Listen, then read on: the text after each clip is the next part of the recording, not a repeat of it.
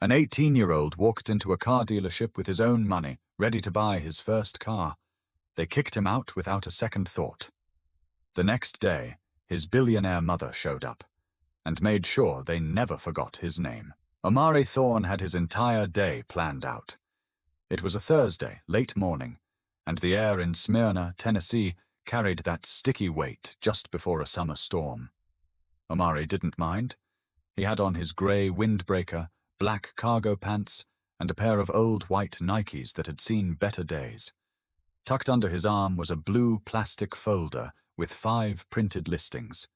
Used hybrids, all under $15,000, all with decent mileage. He wasn't here to impress anyone, just to prepare for his new life. Omari had just graduated from a magnet high school in Murfreesboro and had been accepted into Georgia Tech's engineering program. Early decision. He wanted a reliable car to make the long drives back and forth from campus. Nothing fancy. Just something that wouldn't break down on I-24. So when he stepped through the glass doors of Crestview Motors, a small but shiny dealership just off the highway, his energy was calm, focused. He even paused to hold the door open for a woman walking out. She smiled at him. The receptionist behind the front desk didn't. "Can I help you?" she asked, without looking up from her screen.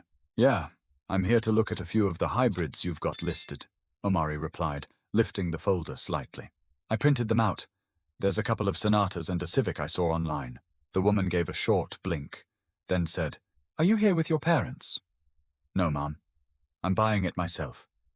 She gave him a tight smile and waved toward the lot. "Someone will be out shortly." But no one came. Omari waited by the sliding glass doors, glancing outside. He could see the cars, lined up clean and polished. The Civic was there. He checked again. Same VIN as the listing. He took a step outside toward it, then stopped when a tall man in slacks and a red Crestview polo shirt walked up, cutting him off. "You lost?" the man asked. He had a clipboard in hand but didn't look at it. His eyes were fixed on Omari's clothes, his shoes. "No, I'm here for a car," Omari said again, holding out the folder. The salesman didn't even glance at it. "Well, this isn't a place to hang around if you're not serious. We've had incidents lately." "Incidents?" Omari repeated, confused. "People coming around, checking out cars they can't afford, taking photos, causing issues. You understand?" Omari felt something start to twist in his stomach, but he kept his voice steady. "I printed out a few models from your site. I'm not taking photos. I just want to test drive one." The man gave a forced chuckle. "Why don't you come back with a parent or someone who can talk financing?" "I don't need a parent. I'm paying. Cash. My name is on the account," Omari said. "I've already talked to my bank about it." "Look," the man said, backing up a step. "I'm not trying to be rude, all right? It's just, people get ideas. And right now, I don't have time for that." Omari didn't move. He just stared at the man. His folder was still in his hands, now damp with sweat. "So you want me to leave?" "I'm saying we're busy today. You can come back another time. Or better yet, maybe try one of the used lots down the road. They might have something more in your range." There it was. Omari didn't argue, didn't raise his voice. He just looked down at his folder, then back at the Civic across the lot, and gave the faintest nod, not of agreement, but of understanding. He turned around, walked back to his car, and drove away. But what the staff at Crestview Motors didn't know was who Omari Thorne really was. Omari didn't play music on the way home, just silence and the soft grind of his wipers as a drizzle began to streak across his windshield. He wasn't the kind of kid to rant or throw things. He processed things quietly, sometimes too quietly for his own good. He took the long way home, past the old park where he used to race his bike with his cousin Elijah, past the tiny library that still had posters from last summer's reading challenge taped to the window. Familiar streets, familiar stillness. But this time, he felt different. Like the pavement underneath his tires wasn't as solid as it used to be.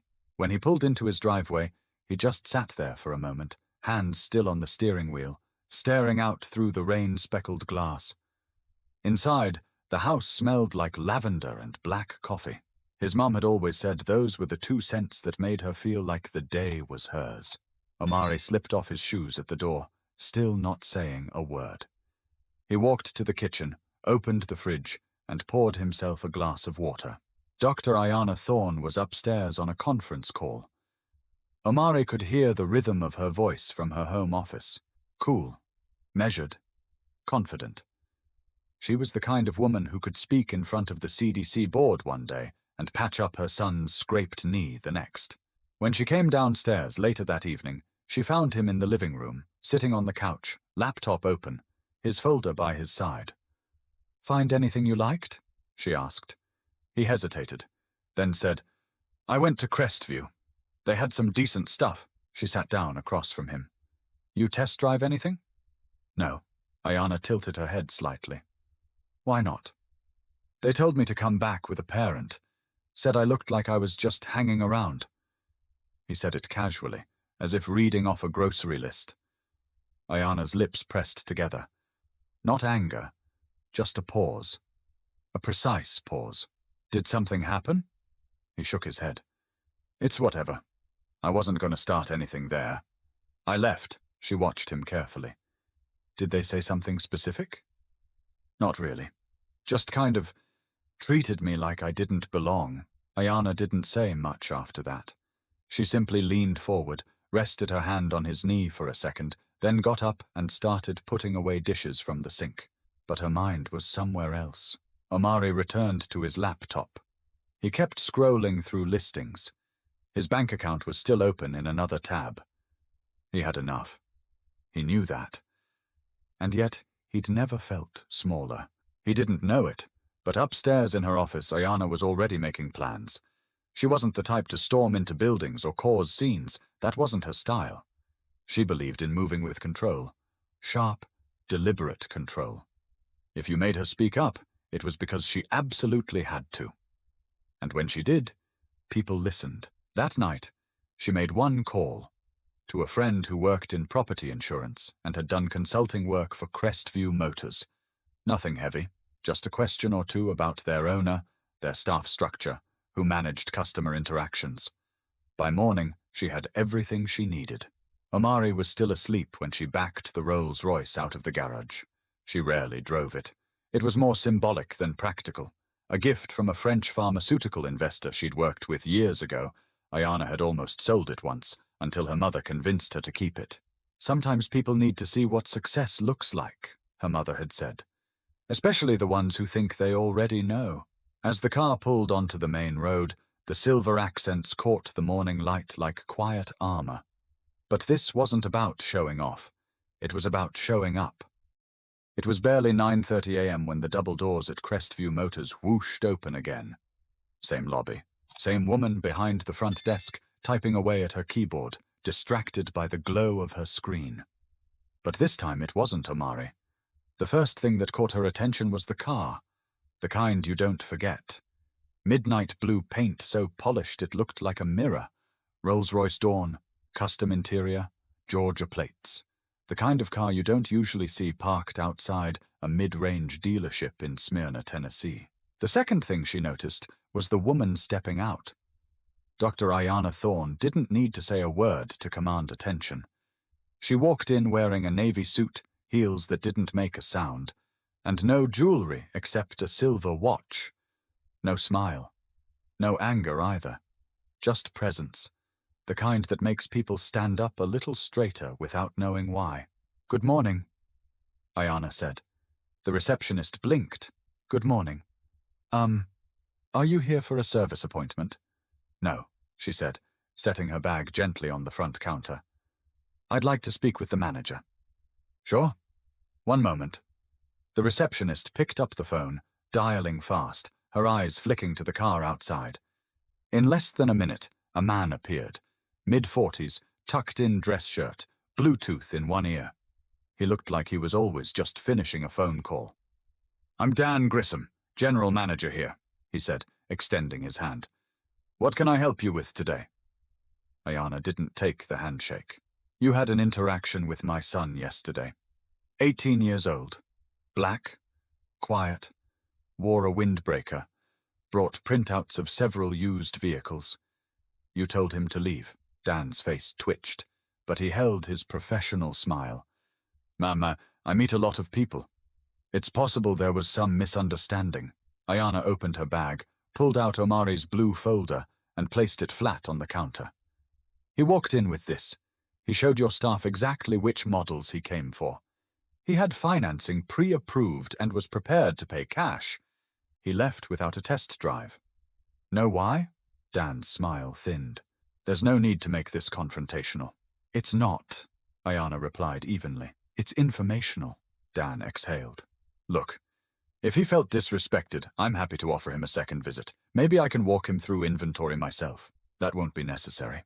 Dan looked confused. Then how can I make this right? Ayana picked up the folder, opened it, and held up one of the listings. You see this Civic here? Your staff told him it was out of his range. You assumed he didn't belong. You didn't know who he was. But that's not the problem. She flipped the paper down gently. The problem is that even if he was just a kid with a dream and not a bank account, he still deserved respect. Dan shifted slightly, finally breaking eye contact. Ayana reached into her bag again and pulled out a single business card. It was matte black, embossed with her name in silver. Dr. Ayana Thorne, CEO, Oratech Biolabs. Next time a young man walks in with that kind of preparation, I suggest you ask about his name before you assume his value, she said. You never know who you're turning away. For a second, the room held still. The receptionist stopped typing. Another salesman paused at the door to the lot. Ayana looked Dan in the eye. And just so you know, I didn't come here because my son asked me to. He didn't even want me to. He told me not to make it a big deal, but that's the difference between him and me. He gives grace. I give reminders. Dan swallowed hard. Ayana adjusted her bag on her shoulder and turned toward the exit.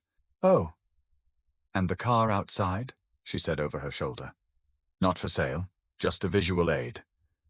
She walked out without waiting for a reply. But the conversation inside wasn't over. Not for Dan, not for anyone who'd seen her come in. Dan didn't move for a full 30 seconds after the door closed. His ears burned, not from embarrassment, but from realization. He wasn't new to the job. He'd been in the business long enough to know when someone came in looking for a scene, and when someone came in with truth. And Dr. Thorne had brought the second one. Behind him, the receptionist whispered, Was that her son yesterday? The kid Dan didn't answer. In his office, he sat down, clicked his pen a few times, and stared at his desk. Then he called in the salesman who had turned Omari away.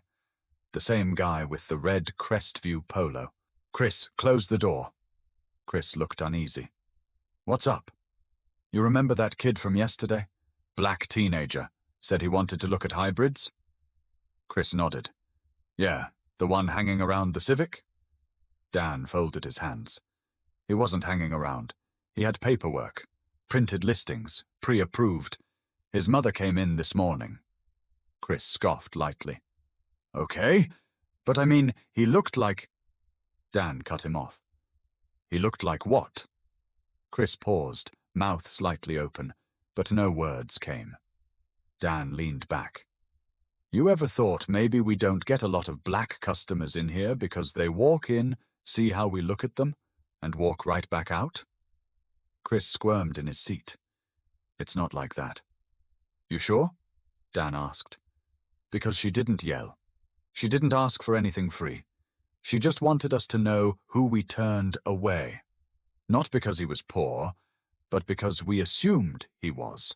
Chris stared at the floor. Dan pointed at the window that looked out onto the lot. Every week we complain about online competition and people wasting our time. But maybe we're wasting our own opportunities by deciding who's worth our effort before they even speak. Chris didn't say anything else. Just stood there, probably thinking back on all the other young men he'd waved off, with the same tired excuses. Meanwhile, back at home, Omari was still in bed, earbuds in, rewatching a video about solar battery conversions. His morning was quiet. He had no idea his mother had already walked back into the very place that shut him out. And he didn't need to. She hadn't gone there for credit. She did it because she'd seen it happen before. Ayana's own memories came back as she drove back home, not from rage, but from something older. From the time she was 24, in a pharmacy lab in Columbus, Ohio, when a supplier assumed she was an intern. Or when she was 30, pitching her first synthetic blood proposal to a room full of men who only made eye contact with her white co-founder. Or when she sat on a panel and someone asked her if she was the marketing rep. It didn't matter how many degrees she had. Some people only saw what they were willing to. She wasn't trying to protect Omari from that. She couldn't. But she could make sure someone remembered the next time they tried it. That afternoon, while Ayana was on another Zoom meeting in her home office, Dan at Crestview Motors sent an internal memo. Nothing dramatic, just a directive that reminded the team of the dealership's values and the importance of treating every person, no matter how they look, with equal professionalism. He knew it wouldn't fix the deeper issue, but it was a start. And he didn't send it because he was scared of a lawsuit or a media post. Ayana hadn't even threatened anything. She didn't have to. She'd simply spoken truth in a way that couldn't be argued with, but the person who'd felt it the most hadn't even been there to hear it. Ayana hadn't always been the woman who could walk into a dealership and make grown men freeze mid-sentence. That kind of composure, that kind of weight. It was built, not born. Forged through pressure, sometimes pain, and always clarity. She remembered standing in line for reduced lunch as a kid in Birmingham. Her mother worked nights cleaning offices. Her father was gone by the time she turned 6. Ayana was the quiet girl who read science books in corners and borrowed anatomy guides from the public library when other kids were sneaking off to smoke behind the gym. People underestimated her, constantly. Called her aggressive when she spoke clearly. Said she was too serious when she didn't laugh at bad jokes. So she kept her focus on one thing, building something no one could take away. Omari had grown up with a different kind of life, but Ayana made sure he didn't grow up entitled. She'd taught him how to build IKEA furniture by the time he was 11. Had him volunteering at free clinics when most kids were sleeping in on weekends. Not because she wanted him to suffer, but because she wanted him to see the real world, not just the safe bubble she'd created. She also taught him when to speak and when to walk away.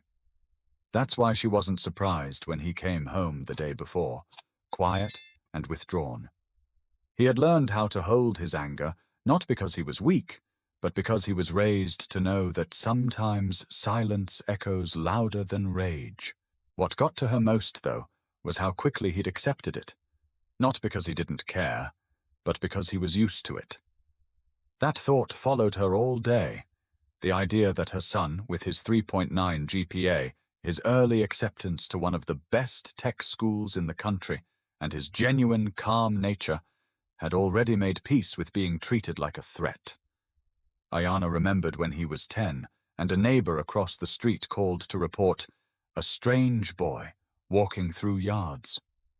That boy had been Omari, walking home from basketball practice with his gym bag and science fair project under his arm. She remembered the police car pulling up and Omari sitting quietly on the curb, just waiting. Not scared, not confused, just tired, even back then. She never told him this, but that was the night she started looking into security systems. Not to keep people out, but to protect him from being misread. She knew the world wouldn't always offer her son the same grace she had worked for. That's why she taught him how to move like water, adaptable, strong, but calm. That's why he hadn't argued at the dealership. And that's exactly why she had. Later that evening, Omari came downstairs with his backpack and quietly asked, "You still got the list of dealerships you liked better?" Ayana didn't say much, just handed him her phone with a saved note titled, "Better Options." She hadn't deleted it, even after buying the Rolls. He scrolled through and stopped at one. "Think this one would take me seriously?" Ayana paused. They'd better. Omari smiled faintly, but something shifted in his eyes. He wasn't bitter, just more aware. But what neither of them knew yet was that someone else had been watching their story more closely than expected. The next morning at Crestview Motors felt different. No official meeting was called, no press release, but something in the air had shifted. The sales floor, usually full of forced smiles and chatter, was quieter. Not silent, just thoughtful. Dan, the general manager, had made a decision that morning while shaving, staring at his own reflection. He'd handled it wrong. Not just the boy. The entire culture he'd let sit under his watch for too long, the kind of mindset that treated image as more important than intent. That made assumptions before a single word was spoken. He walked in earlier than usual, in time to catch Chris outside unlocking the Civic. Same one Omari had wanted to test drive. Dan motioned to it. "Detail this one today. I want it ready to go. Tires, battery, everything." Chris gave a half nod. "You think the kid'll come back?" "No," Dan said. "I don't, but it's not about him anymore. It's about what we do next." Meanwhile, Ayana had already moved on. She didn't linger. She didn't post about what happened or call reporters. That wasn't her goal. She hadn't gone there for likes or outrage. She went to remind them, quietly, precisely, that their blind spots had consequences. It was her own mother's voice that came back to her that morning while sipping coffee on the porch. "Some people only see what they want until you show them what they missed." Omari, on the other hand, was already texting with a rep from another dealership across town. One that actually responded when he asked questions online. One that didn't blink when he asked for a cash purchase option. He wasn't in a rush. He knew what he wanted, and he knew what he wouldn't tolerate. Later that day, Ayana got a call from a number she didn't recognize. She almost didn't answer, but curiosity got the better of her. "Dr. Thorne, this is Dan Grissom from Crestview Motors." She didn't speak right away. "I know you didn't ask for anything," he continued, "but I wanted you to know. We talked to our team. We're adjusting how we handle walk-ins, especially young ones. We're setting up a training module about bias, starting next month. It's not everything, but it's a start." Ayana didn't thank him. Not out of rudeness, just precision. "Make sure it sticks," she said. "I will." A pause. "And tell your son," Dan added. "He left more of an impact than he probably knows." After the call, Ayana stood for a moment in the middle of her kitchen, phone in hand. She wasn't the kind of person who needed validation, but something about that conversation settled things. Not just because someone finally admitted they got it wrong, but because they finally wanted to get it right. That evening, Omari came in from the garage, holding a key fob. "Think I'm going with the Sonata," he said. Ayana looked up from her laptop. "From the second place?" He nodded.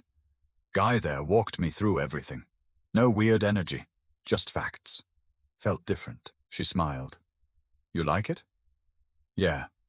It's not flashy, but it's solid. That's you," she said. He paused, then asked, "Did you say something to them?" She leaned back slightly. "I had a conversation." He raised an eyebrow. "Like a serious one?" "I wasn't there to yell," she said. "Just to remind them who they missed." Omari took that in, then smiled, slow and genuine. "Thanks," Ayana shrugged. "You thanked me by not letting it change how you see yourself." But what they both knew, without having to say it, was that silence isn't weakness. It's strategy. And sometimes the loudest message is delivered in the quietest voice. A week later, the Sonata sat in their driveway, its paint still shining from the final dealer polish. Omari had already taken it on a few drives, nothing long yet, just around town. Back roads, a few parking lot turns to get the feel of it. He liked the way it handled. Quiet, steady, no attention, just performance. He didn't say much about the Crestview experience after that.